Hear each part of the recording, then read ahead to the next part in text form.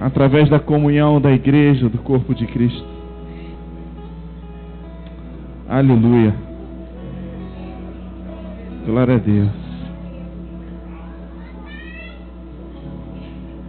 Aqueles que já cumprimentaram essas 5 pessoas, pode se assentar, tomar o seu lugar.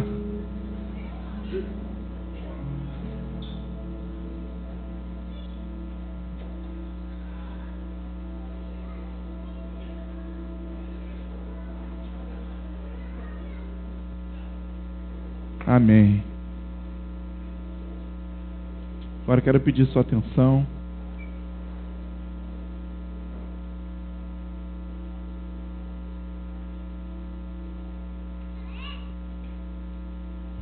Amém. Procura seu lugar, seu material.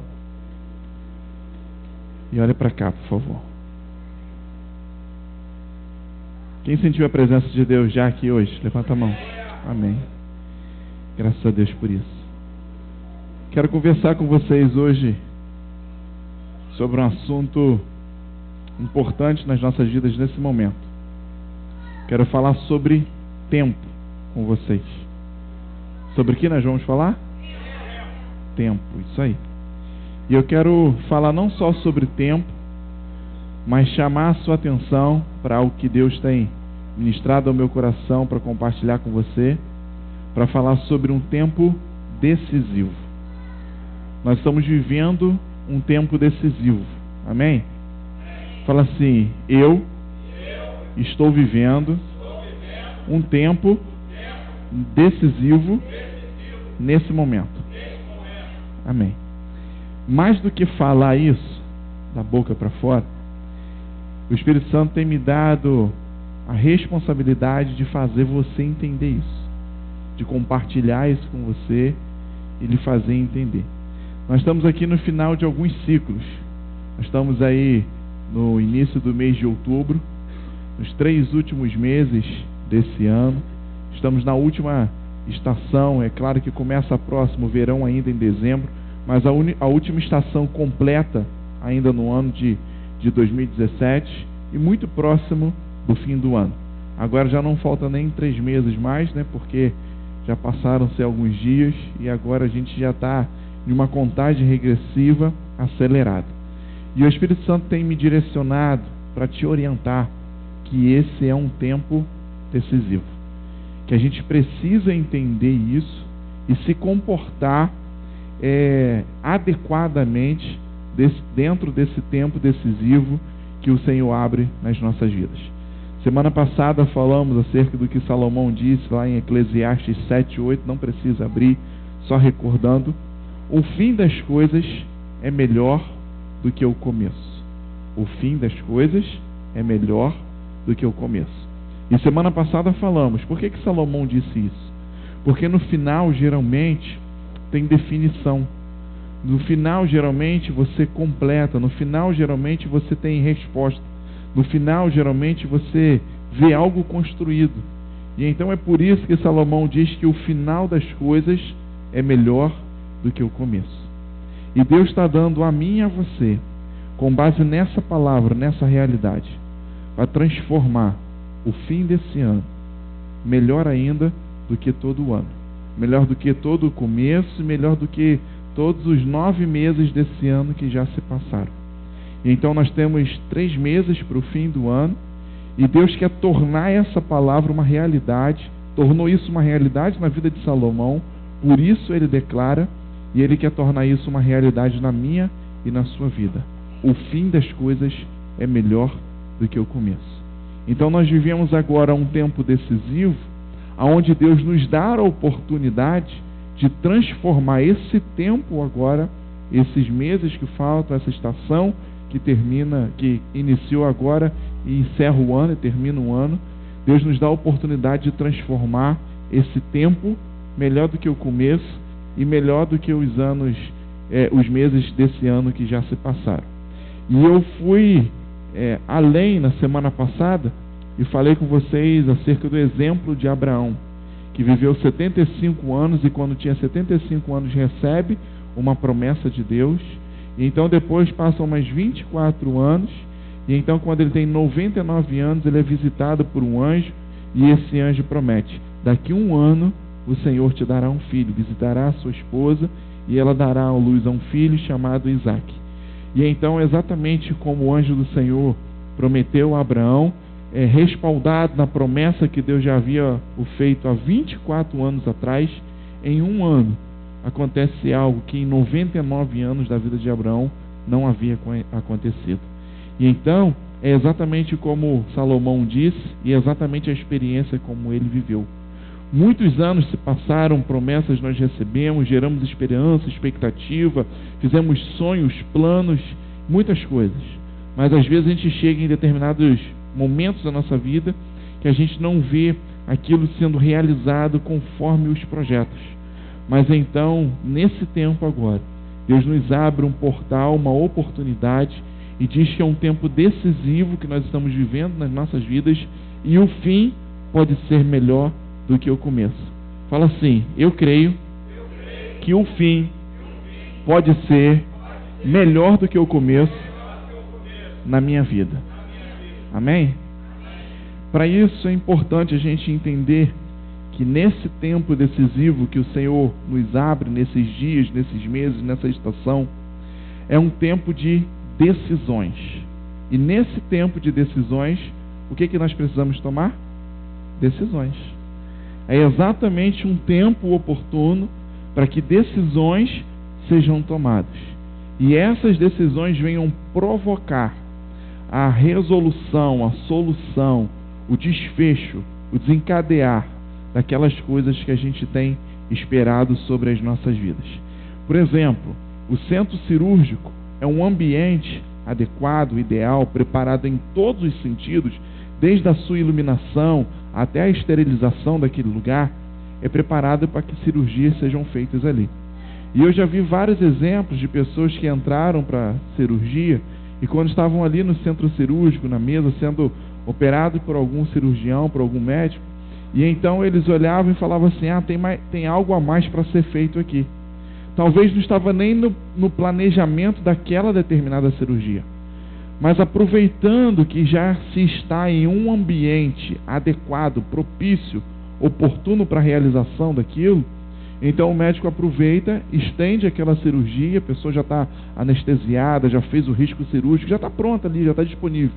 Então o médico aproveita, estende a cirurgia e faz algo a mais que precisava, algo a mais que necessitava.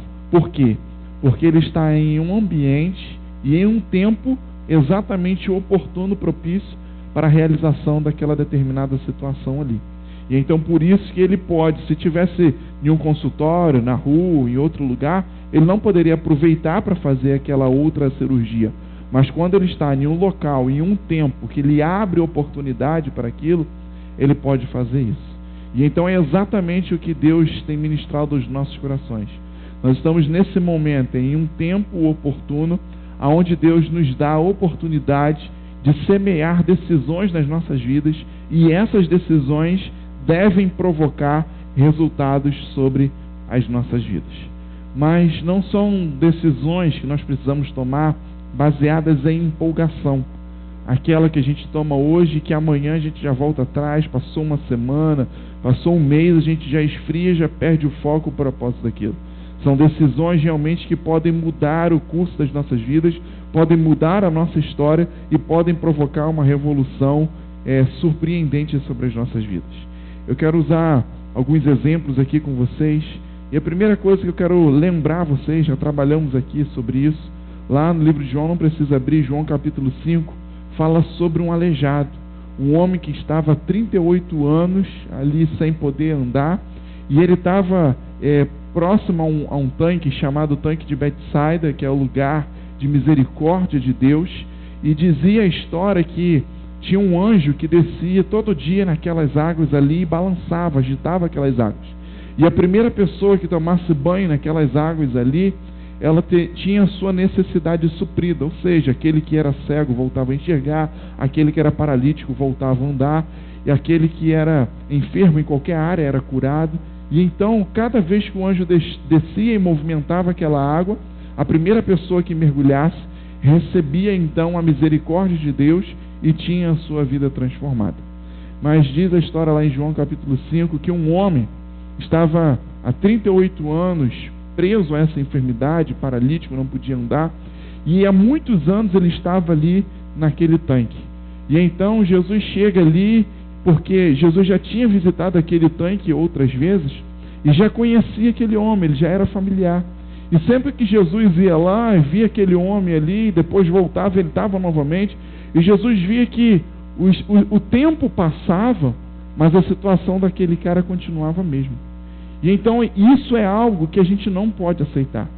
O tempo passar e a nossa vida continuar da mesma forma.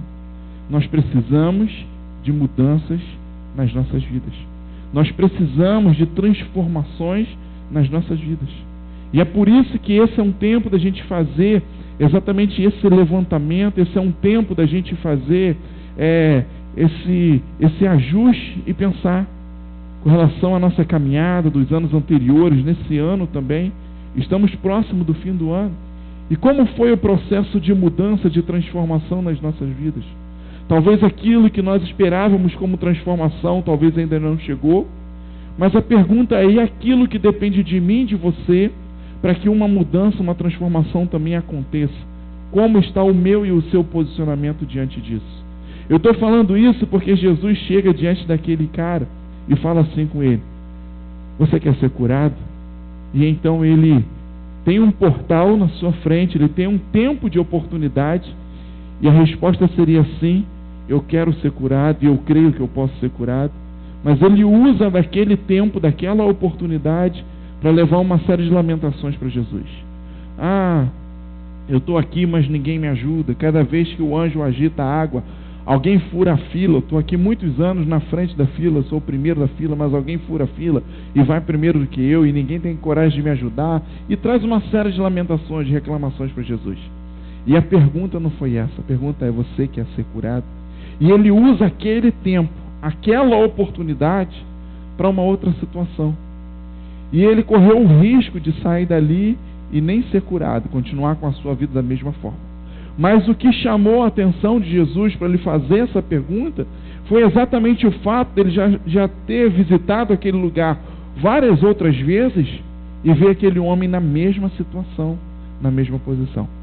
Talvez isso acontece conosco em cada virada de estação. Talvez isso acontece conosco em cada virada de ano. Talvez isso acontece conosco em cada final de mês e início de mês. Talvez isso acontece conosco hoje, no domingo, o dia que se inicia mais uma semana. E amanhã a gente entra em mais uma semana da mesma forma que a gente veio da semana anterior e de dezenas e centenas de semanas anteriores atrás. Porque às vezes tem algo que a gente espera muito, tem mudanças, melhorias, bênçãos que a gente espera muito sobre a nossa vida, mas que muitas das vezes estão condicionadas a um posicionamento nosso. Estão condicionadas a uma atitude nossa. Estão condicionadas a um comportamento que teremos diante da oportunidade. Já não bastava aquele homem estar ali muitos anos diante da oportunidade do anjo que agitava as águas, e ele não sabia aproveitar, ele não sabia usar a estratégia, talvez agarrar em alguém, pedir alguém que o levasse, não sei. Mas se todo mundo conseguia entrar naquele tanque, naquelas águas, a pergunta é: por que ele estava lá tanto tempo e ele era o único que não entrava? E então ele tem uma nova oportunidade. E qual é essa agora? Diante de Jesus. E Jesus pergunta a ele: quer ser curado? E então ele derrama aquela série de lamentações para Jesus. E então o que eu e você precisamos entender é que muitas das vezes a resposta que nós precisamos, seja ela uma cura, seja ela um milagre, seja ela uma mudança na nossa vida, muitas das vezes está ligada a uma decisão nossa.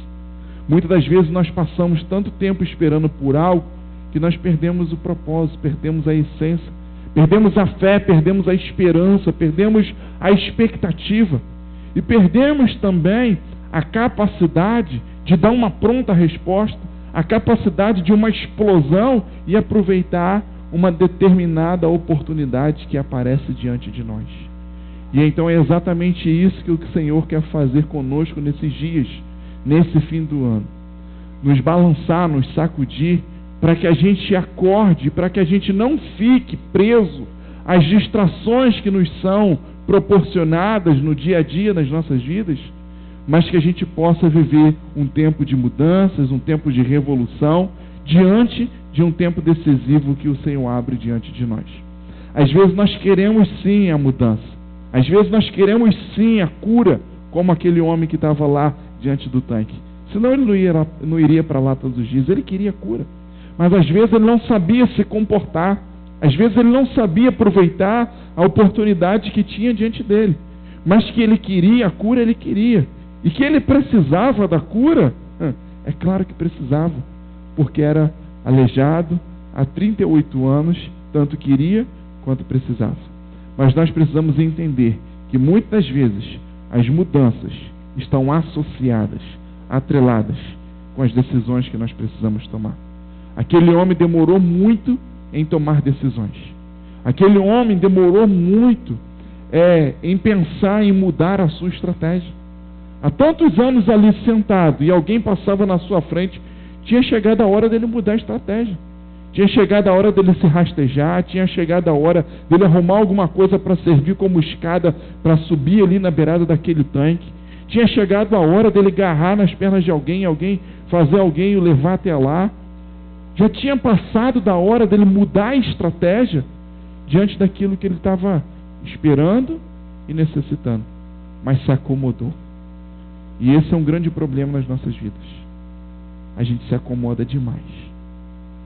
Surgem novidades, surge ano novo, surge estação nova, surgem tantas oportunidades novas, e o ser humano tem algo que Deus deu para abençoar a vida dele.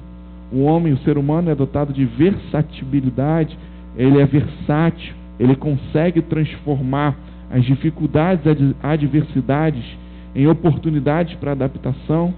E então, por ser muito versátil, muitas das vezes isso se torna um perigo, porque a gente tem a tendência de se adaptar e se acomodar a devidas situações. E então aquele homem se acomoda na situação que vive. Quer ser curado, precisa ser curado, mas a acomodação traz um problema sobre a sua vida e perpetua algo que já era para ter sido mudado há muito tempo. E então o Senhor quer nos tirar da zona de acomodação no fim do ano. E se nesse fim de ano nós conseguimos romper com a zona de acomodação em determinadas áreas das nossas vidas, eu tenho certeza que assim como Salomão declarou, porque viveu e experimentou isso, assim como a experiência de Abraão, porque viveu isso, o fim das coisas é melhor do que o começo. Eu tenho certeza que se rompermos com a acomodação, vai acontecer uma transformação, uma revolução nas nossas vidas e na vida daqueles que estão ao nosso redor também. Mas você precisa entender algo. Decisão é igual documento, é igual passaporte, identidade, CPF, é pessoal e intransferível. Porque muitas das vezes nós fazemos como aquele homem. Nós queremos transferir a responsabilidade, transferir o poder da decisão para outras pessoas. Jesus chega diante dele e fala: quer ser curado? Ele falou: quero, mas o negócio é que todo mundo entra na minha frente, o negócio é que ninguém respeita, o negócio... E começou a dividir, compartilhar a culpa com outras pessoas. Esqueceu que a decisão é pessoal e intransferível. Jesus não estava perguntando se alguém entrava na frente dele, não estava perguntando se alguém furou a fila, não estava perguntando se não tinha ninguém para o carregar. E ele ainda reclama disso: não tem amigo, não tem ninguém que me carregue. Se não tem amigo, por que será, né? O que aconteceu com ele? Porque um outro paralítico, diz a história, que ele tinha 4 amigos que fizeram um buraco no telhado e desceram ele por uma maca. E por que esse não tinha amigos, né? Isso é algo para a gente refletir em outro dia, em outro momento. Mas a questão é que ele transfere a culpa, ele transfere a responsabilidade, porque às vezes é muito mais fácil transferirmos e colocarmos a culpa em alguém, de algo que está acontecendo nas nossas vidas, ou algo que deixou de acontecer, do que assumirmos a responsabilidade. E essa história não é nova, essa história é velha. Desde o Gênesis, desde a criação, isso aconteceu. Quando Eva, Adão, pecam e comem do fruto da árvore que não deveriam comer, e então Deus chega para tirar satisfação com Adão e pergunta a ele: o que aconteceu? Ele falou: foi a mulher, foi aquela que o Senhor me deu como mulher. Então já transfere a culpa para ela. E olha para a mulher e fala: não, foi a serpente, foi aquele bicho que o Senhor deixou entrar aqui no jardim.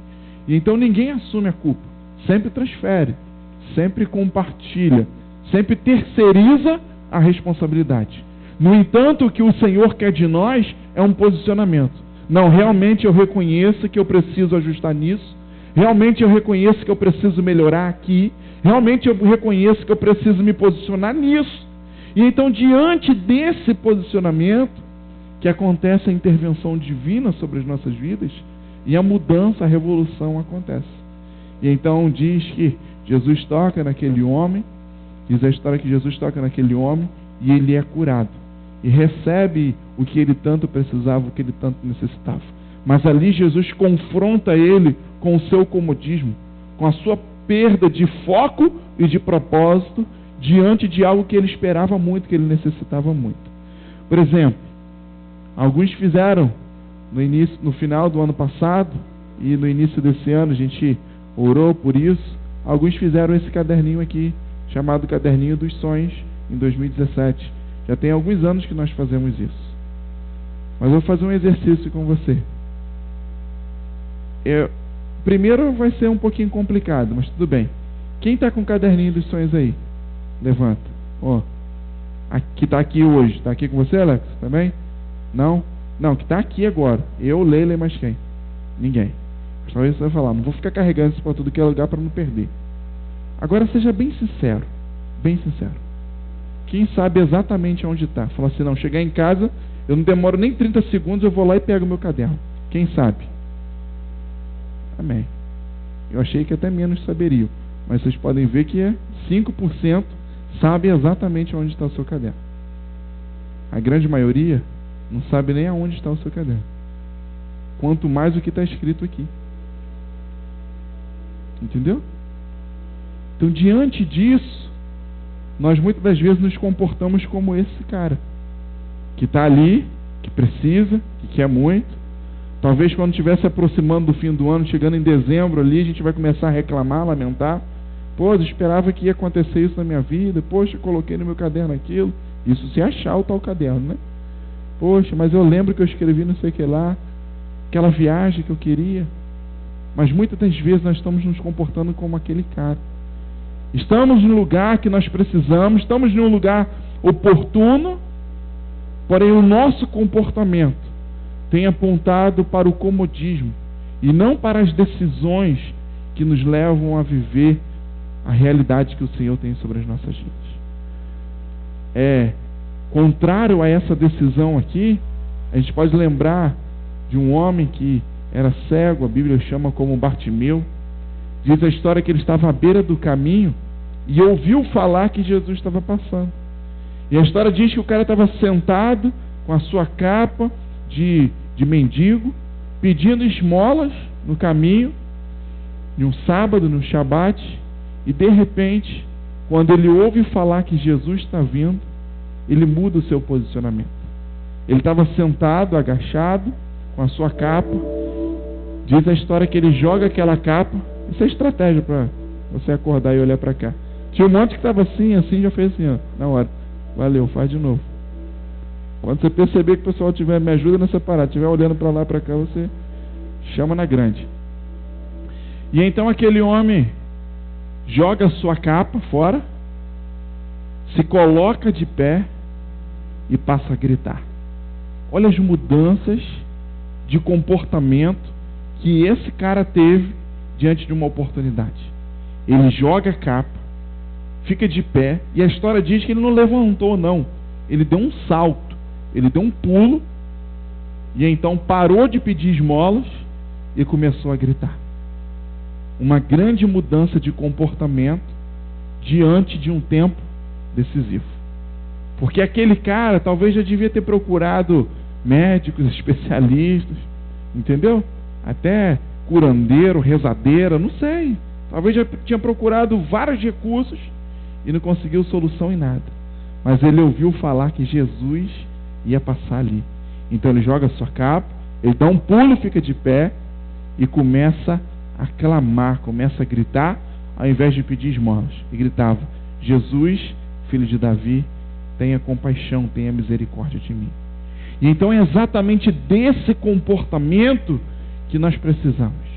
É exatamente esse comportamento que vai provocar alguma coisa nos céus, vai provocar alguma coisa no Senhor, para que nos olhe e nos responda. Diz a história que Jesus veio passando, sem pestanejar, sem hesitar, logo parou e mandou chamar o cego. E então perguntou: o que você quer? Ele falou: eu quero ser curado, eu quero voltar a ver. Podia reclamar que as esmolas daquele dia não foram boas, podia reclamar que não estava conseguindo ver nada, enxergar nada, podia reclamar uma série de coisas, assim como o outro, mas ele falou: não, eu estou aqui diante da oportunidade da minha vida, eu estou aqui diante de um tempo decisivo, e o que eu preciso no tempo decisivo é mudar os meus comportamentos. E é por isso que eu joguei a capa, é por isso que eu fiquei de pé, e é por isso que eu passei a gritar. E essa mudança de comportamento provocou uma oportunidade diante do Senhor. E a sua oportunidade foi atendida, foi respondida, e diz a história que imediatamente ele passou a ver. E então nós precisamos dessa mudança de comportamento. Nós precisamos entender que a decisão é igual a documento. É intransferível, é pessoal, vai depender de mim e de você. Não adianta terceirizar, não adianta atribuir a responsabilidade para outra pessoa. E outra coisa que nós precisamos entender, que só a necessidade não é suficiente para mudar o céu ao nosso favor e fazer o céu se movimentar. Porque necessidade todo mundo tem. É claro que aquele homem paralítico há 38 anos precisava ser curado. É claro que o cego precisava ser curado. Mas na verdade não é a necessidade que faz o céu se movimentar ao nosso favor. É o nosso comportamento. E o nosso comportamento, muitas das vezes, denuncia a nossa fé. Quando a gente se acomoda, isso denuncia que a nossa fé ela está no nível baixo. Isso denuncia que muitas das vezes a nossa fé foi derrubada, foi tomada pela incredulidade. E às vezes nos comportamos passivamente como aquele homem lá na beira do tanque de Betsaida. Por quê? Porque, na verdade, nós perdemos a fé e estamos passivos, omissos e convivendo com a incredulidade que tem nos perseguido e que tem minado a nossa fé. Mas o que nós precisamos é aproveitar momentos como esse, quando você recebe uma palavra, quando temos um tempo de adoração, quando temos um tempo de oração, e o Senhor está nos direcionando. O que nós precisamos é jogar a nossa capa, ficar de pé, gritar, e realmente poder nos posicionar de forma diferente diante dessa oportunidade que é aberta sobre a minha e sobre a sua vida. E então, meu irmão e minha irmã, você tem a oportunidade nesse tempo decisivo de transformar o fim das coisas melhor do que o começo. Você pode viver esses últimos 3 meses desse ano como os outros 9 e ser a mesma coisa, ser a mesma coisa do fim dos outros anos, ou até mesmo ser um tempo pior do que foi o ano todo, o início do ano, ou você pode transformar, como Salomão disse, Eclesiastes 7:8, o fim das coisas em melhor do que o começo. Então vai depender de você, como você se comporta. Eu faço a minha parte, estou te orientando e profetizo sobre a sua vida, que o fim desse ano vai ser melhor do que o começo. Esses últimos 3 meses serão melhores do que os outros 9 meses que você já viveu. Mas você sabe que tem algo que depende de você também e que é um posicionamento. Eu quero te ensinar umas 3 coisas aqui rapidamente. Primeira coisa é o seguinte: decida mudar as estratégias que não deram certo. Olha para a pessoa que está do seu lado e repete isso aí para ela, por favor. Decida mudar as estratégias que não deram certo. Abra sua Bíblia no livro de 1 Crônicas, por favor. Decida mudar as estratégias que não deram certo. Você que puder, tiver papel, caneta ou pelo menos algum equipamento eletrônico aí, celular, tablet, alguma coisa, anota isso. Isso vai ser importante para você. Decida mudar as estratégias que não deram certo. 1 Crônicas, capítulo 13.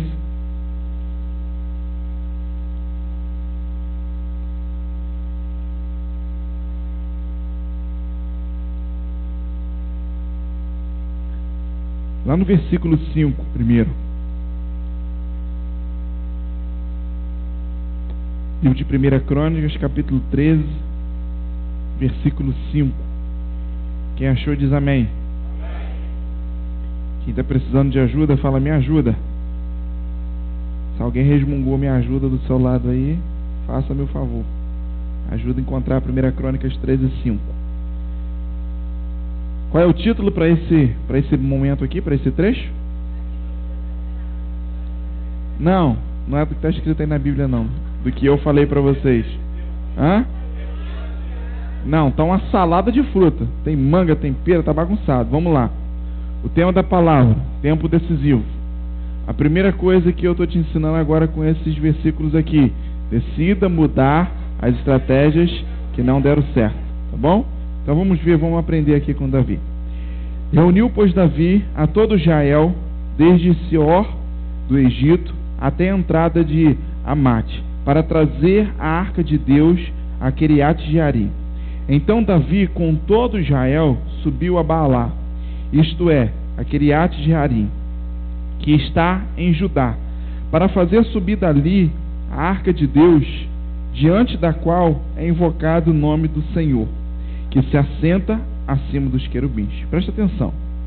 Puseram a arca de Deus em um carro, a tradução para você entender melhor, em uma carroça, e levaram-a até a casa, levaram da casa de Abinadab. Uzá e Aiô guiavam o carro. Davi e todo Israel alegravam-se perante Deus com todo o seu empenho, em cânticos, com harpas, com aludes e tamborins, com símbolos e trombetas. Versículo 9. Quando chegaram à eira de Quidom, estendeu Uzá a mão à arca para segurar, porque um dos bois que puxavam aquela carroça tropeçaram. Então a ira do Senhor se acendeu contra Uzá e o feriu, por ter estendido a mão à arca, e morreu ali perante Deus. Só para abrir uma observação para você. Esse cara, Uzá, era filho de Abinadab, o homem que estava guardando a arca desde que saiu de Israel há 20 anos. Então esse jovem aqui já trabalhava com a arca, já era guardião da arca há 20 anos.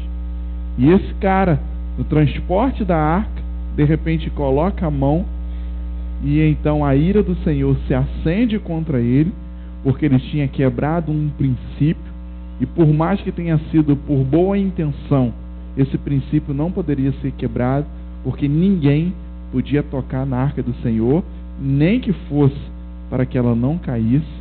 E então ele quebra um princípio e acaba pagando um preço, mesmo com uma boa intenção, de quebrar um princípio. Você precisa dessa informação, porque você vai entender esse comportamento agora daqui para baixo. Olha no versículo 11. Desgostou-se Davi. Ele ficou com muito medo, ficou aterrorizado, porque o Senhor interrompera contra Uzá, pelo que chamou aquele lugar de Pérez Uzá até o dia de hoje. Temeu Davi a Deus naquele dia e disse: como trarei a arca a mim, como trarei a mim a arca de Deus, a arca do Senhor? Pelo que Davi não trouxe a arca para si, para a cidade de Davi, mas fez levar à casa de uma outra pessoa chamada Obed-edom, o geteu, um cara que morava no caminho de onde eles estavam seguindo. E assim ficou a arca com a família de Obed-edom 3 meses em sua casa. E o Senhor abençoou a casa de Obed-edom em tudo o que ele tinha. Olha aqui para mim. O exército de Israel perdeu uma guerra do exército dos filisteus. E após perderem essa guerra, os filisteus tomam a arca da aliança do Senhor que estava em Israel e sequestram ela, levam para longe. E então essa arca andou por vários lugares até o dia que parou na casa de um homem chamado Abinadab, e ficou lá sendo guardada por esse homem e pela sua família. E então um dia Davi descobre que essa arca estava lá, negocia com Abinadab e vai lá para buscar a arca. Mas então ele faz ali alguns planos, algumas estratégias para trazer a arca. Até pela própria ansiedade de trazer a arca mais rápido para Israel. E então ele avisa os seus homens para prepararem uma carroça nova, e ele teve até sabedoria nisso, né? Falou: quero que seja nova, não quero que pegue uma carroça usada, eu quero uma carroça que ninguém nunca utilizou. Prepare ela bem bonita, bem direitinha, porque nós vamos trazer a arca do Senhor. E então Davi vem trazendo. Mas chega na metade do caminho, um dos bois tropeça, a arca vai cair, Uzá, há 20 anos cuidando da arca, coloca a mão na arca e é fulminado ali, é queimado, ele vira pó. E então Davi e toda a sua comitiva se apavoram muito, desistem de terminar aquela viagem. Então põem a arca e colocam na casa de um homem chamado Obed-edom e deixam lá. E Davi vai embora para Israel. Mas lá de Israel ele ouviu essa notícia que nós lemos aqui no versículo 14. Foram lá e avisaram: Davi, Obed-edom está sendo muito abençoado em todas as coisas. Em todas as áreas da vida dele, ele está sendo abençoado. Ele e a sua casa. E então Davi fala: nós precisamos dessa bênção aqui em Israel. Nós precisamos trazer de volta a arca do Senhor, que simbolizava a presença de Deus. Nós precisamos trazer de volta para Israel. E então Davi, ele pensa o seguinte: eu preciso trazer a arca de volta. Mas uma pergunta que ele fez aqui no versículo 12, e ele disse assim: como trarei a mim a arca de Deus? Eu imagino que esses 3 meses que a arca ficou na casa de Obed-edom, foram 3 meses que essa frase, que essa pergunta não deixou de ser feita a Davi por ele mesmo. Como eu vou fazer para trazer essa arca de volta? Como eu vou fazer para trazer essa arca de volta? Como eu vou fazer para trazer essa arca de volta?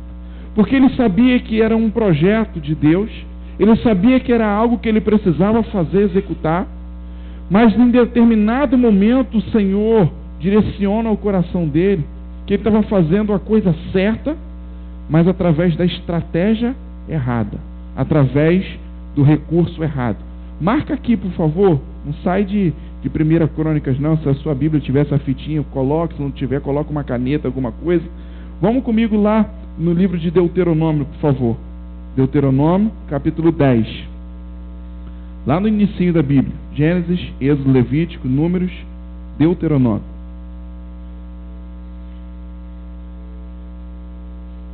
Capítulo 10, versículo 8.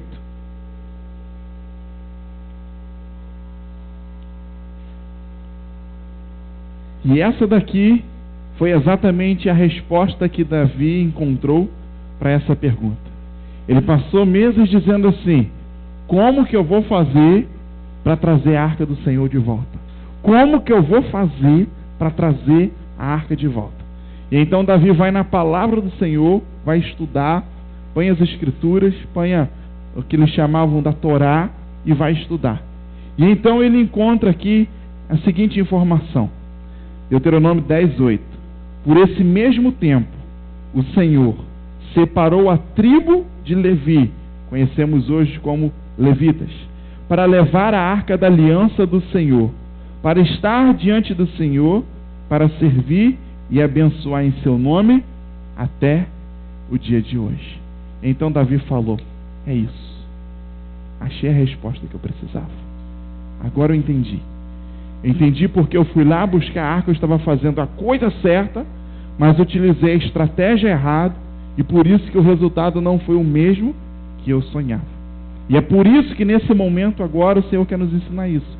Decida mudar as estratégias que não deram certo. Porque às vezes a gente sonha, planeja algo, e no meio do caminho a gente tem um imprevisto, e então a gente joga todo um sonho, todo um projeto fora, achando que por aquilo ter dado errado, aquilo não é de Deus. Muitas das vezes isso acontece nos relacionamentos, muitas das vezes isso acontece em vidas profissionais, Muitas das vezes isso acontece na vida ministerial, no relacionamento com o Senhor. Muitas vezes isso acontece em sonhos, pessoas que estão estudando para se preparar profissionalmente para alguma coisa. Isso acontece em várias áreas da nossa vida. A gente projeta algo e de repente acontece algo que foge da nossa programação, e então a gente aborta, abandona por completo aquele sonho e acha que aquilo não é de Deus, e a gente não quer mais fazer aquilo, não quer realizar. Até em função do trauma que nós vivemos. Davi viveu um trauma. Ele e a sua comitiva presenciaram um jovem ser queimado vivo, virar pó, porque rompeu com um princípio, até com boa intenção. Mas ele sabia que, por mais que eles viveram esse trauma, alguma coisa tinha que ser feita, porque ele precisava trazer a arca para casa. Então é isso que você precisa entender. Às vezes surgem imprevistos no seu trabalho, no seu casamento, no seu relacionamento, na sua vida financeira, na sua vida profissional, na sua vida ministerial. E isso não é o suficiente para você decidir abortar, abandonar o sonho, o projeto que o Senhor deu para você. Muitas vezes as pessoas acham que uma determinada situação que aconteceu é motivo para voltar, para largar tudo, jogar tudo para o alto. E então rompem relacionamentos, rompem casamentos, saem de empresas, saem do seu trabalho, mudam de profissões, e em cada dificuldade que encontram, elas mudam o seu rumo, mudam o seu destino. E na verdade vivem uma vida sem rumo, vivem uma vida sem destino, porque o propósito fundamental da sua vida foi corrompido. Não sabe aonde está e não sabe para onde vai. Davi sabia, eu preciso buscar a arca e trazer para Israel. Na metade do caminho o negócio deu errado, mas ele falou, beleza, mas isso não muda. Eu preciso buscar a arca e trazer para Israel. E então ele passa semanas e meses perguntando, o que farei para trazer a arca de Deus até Israel? E então ele encontra essa resposta na palavra. Ele encontra essa resposta em Deus. E é isso que eu quero trazer um alerta para você nessa noite. Mudanças de estratégias não são pessoas que vão falar para você, não são pessoas que vão te orientar. Você vai encontrar em Deus. É em Deus, Ele que vai te orientar. Foi o Senhor quem orientou a Davi. E sabe como que o Senhor orientou a Davi? Enquanto ele orava e lia a palavra, buscava nas Escrituras. E então ele se encontra ali com a resposta do Senhor. Veja só a mudança de comportamento depois que Davi encontrou essas informações. Olha comigo aqui no capítulo 15 agora, a partir do versículo 1. Olha só, em 1 Crônicas, tá? Pode voltar para 1 Crônicas. 1 Crônicas 15, agora no versículo 1. Estava lendo no 13, vamos pular agora para o 15. Fez também Davi casa para si mesmo na cidade de Davi, e preparou um lugar para a arca de Deus, e lhe armou uma tenda. Então disse Davi, ninguém pode levar a arca de Deus, senão quem? Os levitas, porque o Senhor os elegeu para levarem a arca de Deus e servirem para sempre. Então Davi reuniu a todo Israel em Jerusalém para fazerem subir a arca do Senhor ao seu lugar que ele tinha preparado. Esse momento aqui é o momento em que Davi se encontra com a resposta de Deus. Ele falou, eu sei que eu estou fazendo a coisa certa, mas eu usei a estratégia errada. Eu sei que eu estou fazendo a coisa certa, mas eu usei a estratégia errada. Então ele começa a perguntar, o que eu vou fazer para trazer a arca do Senhor? E ele se depara com a informação que eu te mostrei em Deuteronômio, que já havia sido estabelecido por Deus desde Moisés.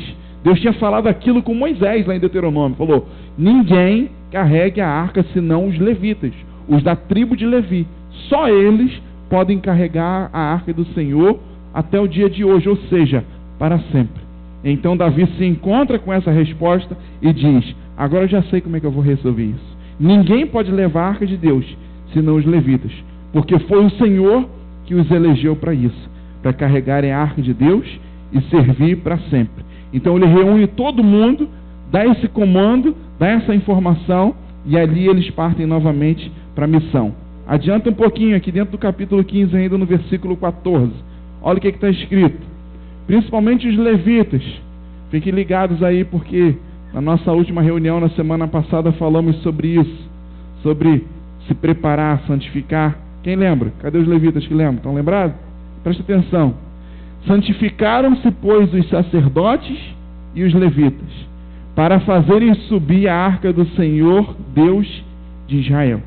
Os filhos dos levitas trouxeram a arca de Deus aos ombros pelas varas, que nela estavam, como Moisés tinha ordenado, segundo a palavra do Senhor. E assim eles fizeram. Agora não carregaram mais em bois, não carregaram mais em carroças. Agora fizeram como Deus tinha ordenado a Moisés. Os filhos da tribo de Levi, os levitas, vão carregar pelas suas varas e vão trazer de volta para Israel. E essa viagem, essa foi bem sucedida, porque fizeram a coisa certa dentro também da estratégia correta. Olha lá no versículo 25. Foram Davi e os anciãos de Israel e capitães de milhares para fazer subir com alegria a arca da aliança do Senhor da casa de Obed-edom. Tendo Deus ajudado os levitas que levaram a arca da aliança do Senhor, ofereceram em sacrifícios 7 novilhos e 7 carneiros. Tendo Deus ajudado os levitas que levaram a arca da aliança, porque eles reconheceram que se não fosse Deus, se não fosse a graça de Deus, mesmo com a sua força braçal, não seria suficiente. E após conseguirem completar aquela missão, o que eles fizeram? Ofereceram uma oferta ao Senhor. E então diz assim, no 27, Davi ia vestido de um manto de linho fino, como também todos os levitas que levavam a arca e os cantores, Quenanias, chefe dos que levavam a arca e dos cantores. Davi vestia também com uma estola sacerdotal de linho. Assim, todo Israel fez subir com júbilo a arca da aliança do Senhor, ao som de clarins, de trombetas, de símbolos, fazendo ressoar alaúdes e harpas. Então chegaram com muita festa, com muita alegria, com a arca do Senhor no seu propósito e no seu objetivo final. Nesse fim de ano, o Senhor está ministrando isso no seu coração. Decida mudar as estratégias que não deram certo. Amém? Não decida mudar o seu plano por completo. Não decida abortar as coisas, viver uma vida sem propósito. Cada hora faz uma coisa, cada hora segue numa direção, cada hora vai para um lugar. Em cada momento que você encontra uma dificuldade, você muda o rumo. E pessoas que mudam de famílias, mudam de casamento, pessoas que mudam de igrejas, pessoas que mudam de trabalho, de profissão, de tantas coisas, porque a cada dificuldade que encontra no lugar é uma mudança que ela vive. Mas decida mudar as estratégias quando você encontrar dificuldades, quando você encontrar adversidade, quando você encontrar imprevistos, quando você se encontrar, muitas das vezes, até com uma tragédia, como foi esse caso aqui. Decida mudar as estratégias, porque elas vão te levar a cumprir o propósito correto, dentro, é claro, da estratégia correta. Amém? Outra coisa, decida servir ao Senhor, independente das circunstâncias. Pode falar isso para a pessoa que está do seu lado? Decida servir ao Senhor, independente das circunstâncias. Volta um pouquinho aqui comigo, volta 2 livros. Estava lendo aqui 1 Crônicas. Volta rapidinho aqui em 1 Reis, por favor. Está em 1 Crônicas, vai voltar 2 Reis e vai chegar em 1 Reis. Capítulo 17.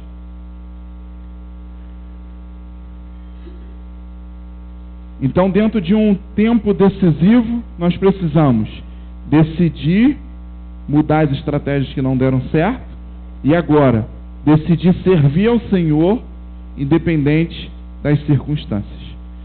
1 Reis 17, versículo 8. A partir do versículo 8, deixa eu te mostrar algo aqui rapidamente. Então lhe veio a palavra do Senhor dizendo: dispõe-te, vai a Sarepta, que pertence a Sidom, e fica ali, onde ordenarei uma mulher viúva que te dê comida. Então ele se levantou e se foi a Sarepta, e chegando à porta da cidade, estava ali uma mulher viúva, apanhando lenha. Apanhando o quê? Lenha. E ele a chamou e lhe disse: traze-me, peço-te, uma vasilha de água. O que ele pediu? Isso, uma vasilha de água para beber. Indo ela buscá-la, então ele chamou e disse: traze-me também um bocado de pão na tua mão. Só para você entender a história, eu creio que muitos aqui já conhecem essa história, mas só para se familiarizar. O profeta vai a um lugar onde Deus ordena para que ele vá, e ele já estava vindo aqui de uma história, de uma caminhada bem delicada, tinha ficado no deserto, já tinha se levantado aí em lutas contra profetas de deuses estranhos, em lutas contra reis, e estava num tempo bem delicado da sua vida. E então, nesse momento aqui, Deus fala com ele: vai para um lugar que lá eu vou mandar uma viúva te alimentar. E ele chega, quando ele chega no lugar que Deus falou, ele encontra uma mulher apanhando lenha, catando lenha, e é claro que ela ia cozinhar. E então, quando ele encontra aquela mulher, só para quebrar o gelo, né, que na verdade ele foi ali para pedir alguma coisa para comer, mas para quebrar o gelo ele fala: você pode me arrumar um pouquinho d'água? E a mulher vai e fala assim: não, claro, vou lá buscar para você.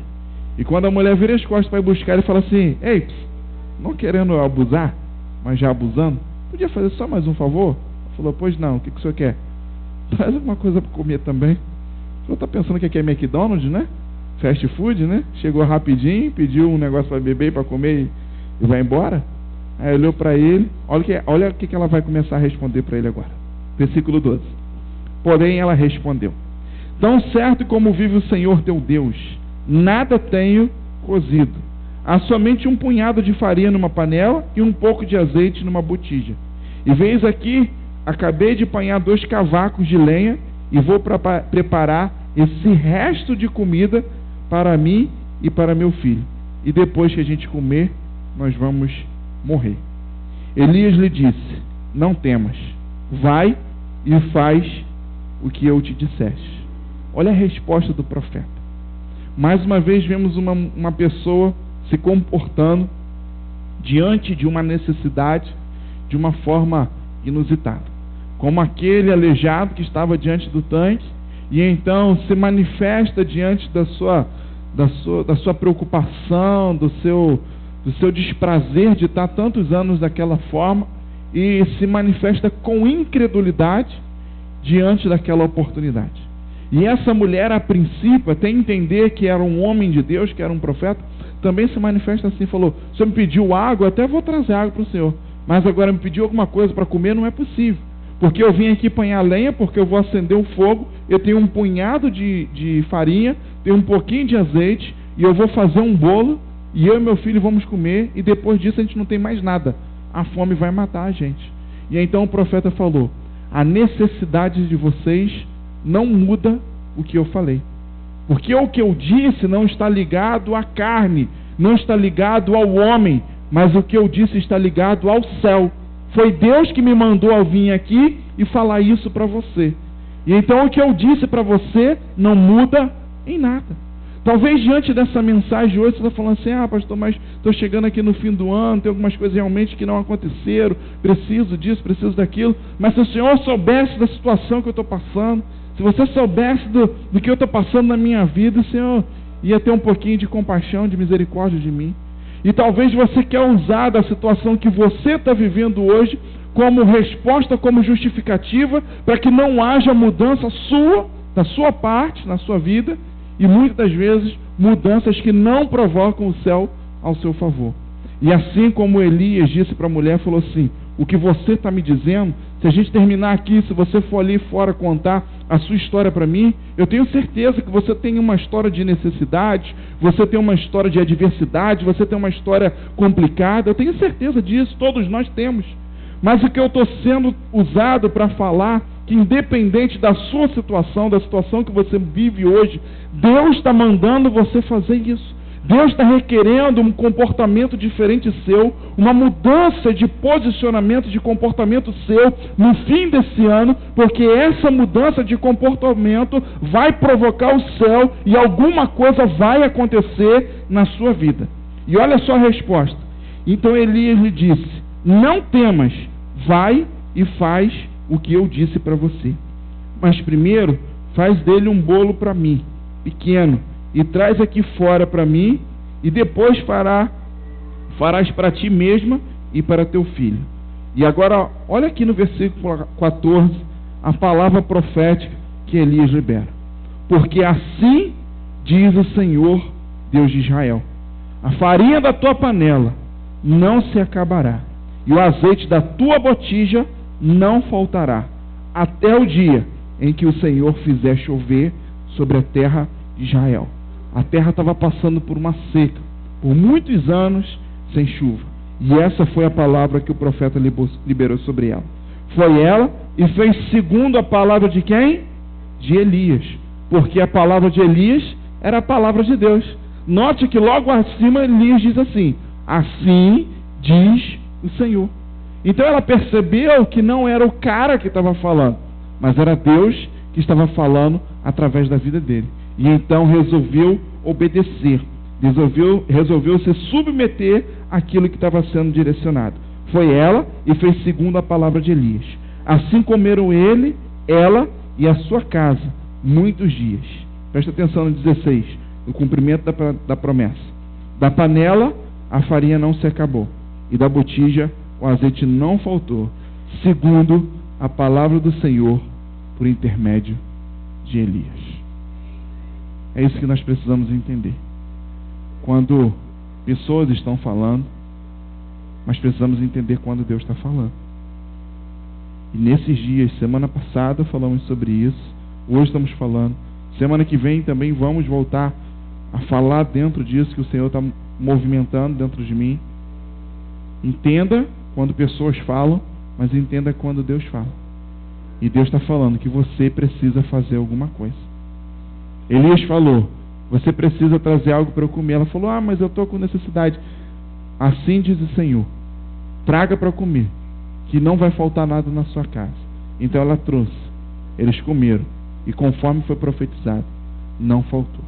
Então entenda quando pessoas falam, mas quando Deus fala. E nesse momento Deus está falando com você. Nesse tempo decisivo, você precisa de mudanças de comportamento. Decida mudar as estratégias que não deram certo e decida servir ao Senhor independente das circunstâncias. Pare de utilizar as situações que você está vivendo, muitas das vezes até os traumas, a necessidade, a escassez, a dificuldade que você está vivendo na sua vida. Pare de usar isso como resposta, como desculpa, como respaldo, como escora, para muitas das vezes não servir ao Senhor, não fazer o que o Senhor está te direcionando a fazer.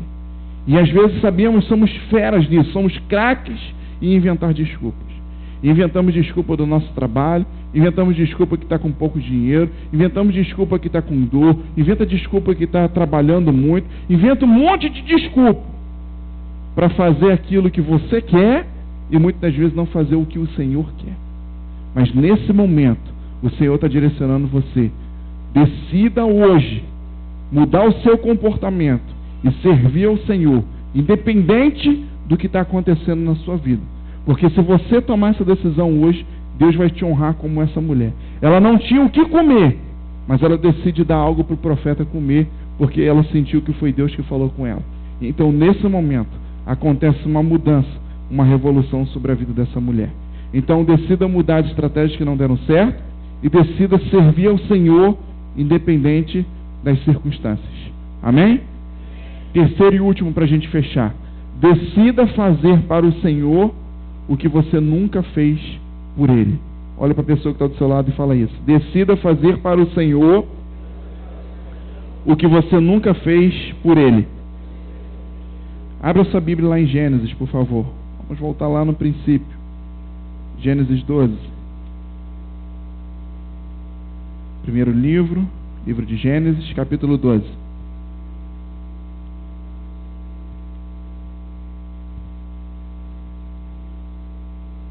Decida fazer para o Senhor o que você nunca fez por Ele. Versículo 1, aqui no capítulo 12 de Gênesis. Ora, disse o Senhor a Abraão: sai da tua terra, da tua parentela e da casa do teu pai, e vai para a terra que eu te mostrarei. De ti farei uma grande nação, e te abençoarei, e engrandecerei o teu nome. Sê tu uma bênção. Abençoarei os que te abençoarem, e amaldiçoarei os que te amaldiçoarem. E em ti serão benditas todas as famílias da terra. Presta atenção aqui, que Abraão vive uma experiência agora com o Senhor, a qual ele não tinha vivido antes. O Senhor, nesse momento, faz uma grande promessa a Abraão. Deus promete algo grande para ele, mas condicionado a essa promessa, o Senhor faz um pedido. Tenho ensinado isso para vocês aqui tem anos. O Senhor promete algo grande para Abraão, mas pede algo grande de Abraão também. O Senhor falou: vou fazer algo grande na sua vida. Vou fazer de você pai de uma grande nação, de uma grande multidão, de uma grande geração. Mas eu preciso de uma mudança de comportamento sua. Eu preciso de uma postura, de um passo seu. Sai da tua terra, da tua casa, da tua parentela, para a terra que eu te mostrarei. E então, quando Abraão faz isso, realmente ele vê, ao passar dos anos, a promessa de Deus se cumprindo sobre a vida dele. O problema é que nós queremos sempre a bênção da promessa que o Senhor está nos fazendo. E muitas das vezes temos negligenciado o que é de nossa responsabilidade ligado às mudanças. Às vezes estamos anos esperando: Senhor, o Senhor não prometeu que faria de mim pai de uma grande nação? E cadê?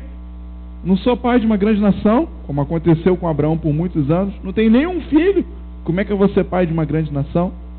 Mas aqui está a resposta: mudança no nosso comportamento, mudança na nossa postura, mudança nos nossos passos diante do Senhor. E então, eu não posso dizer para você aqui nessa noite do que você precisa mudar, mas eu tenho certeza que o Espírito Santo está ministrando isso no seu coração, das mudanças que são da sua responsabilidade. As promessas que o Senhor fez, elas estão aqui, estão prontinhas para ser cumpridas, mas precisa haver mudança da nossa parte. Se o aleijado não responde para Jesus: eu quero ser curado, ele não vai ser curado. Se o cego não joga a sua capa, não se coloca de pé e começa a gritar e crê que o Senhor pode curar, ele não vai ser curado. Se Abraão não sai da tua terra, jamais ele poderia ser pai de multidões. E então isso tudo aponta que eu e você também precisamos tomar decisões, precisamos nos levantar, precisamos sair da prostração, da procrastinação, precisamos romper com essas dificuldades nas nossas vidas, para que aquilo que o Senhor tem projetado, planejado, aconteça sobre as nossas vidas. E então, quando eu começo a passar esse caderninho aqui e olhar os meus sonhos, os meus pedidos, eu tenho feito isso, olhado para cada um deles e visto assim: quais que se cumpriram? Esses e esses. Amém. E quando eu olho para os que se cumpriram, eu vejo que tinham coisas que eu fiz ali, que tem coisas que eu fiz, que possibilitaram, que provocaram aquela realização sobre a minha vida. E enquanto isso, eu vejo coisas que não aconteceram, que estão ligadas a decisões que faltaram da minha parte. Entendeu? E então, por isso que é importante estar vinculado, atrelado com os sonhos, com os propósitos de Deus nas nossas vidas. Porque se eu creio que Deus vai se movimentar de uma determinada forma, eu também preciso me movimentar, ligado àquilo que o Senhor tem me prometido. E como eu vou fazer isso se eu nem sei aonde está o meu caderno? Se eu nem sei quais são os sonhos para 2017? Acabamos vivendo uma vida sem propósito. Tem um desafio para você hoje: chegar em casa e achar o seu caderno. E depois que você achar o seu caderno, não tem nada místico, religioso nisso não. É só para você lembrar, porque muitas das vezes a sua memória não ajuda, né? Não facilita. Aí você precisa anotar o negócio. Então por isso você tem que ter o caderno. Mas se você sabe os seus sonhos, todos eles de 2017 de cabeça, amém. Mas eu quero desafiar você a encontrar o seu caderno. E depois que você encontrar, você lê cada um dos sonhos e fazer uma reflexão ligada ao que nós estamos conversando aqui. Decida mudar as estratégias que não deram certo. Decida servir ao Senhor independente das circunstâncias. E decida fazer para o Senhor o que você nunca fez por Ele. Que eu tenho certeza que esses sonhos aqui ainda que não se cumpriram, nesses 3 meses podem se cumprir, pode se realizar sobre a sua vida. Mas o Senhor, nesse momento, requer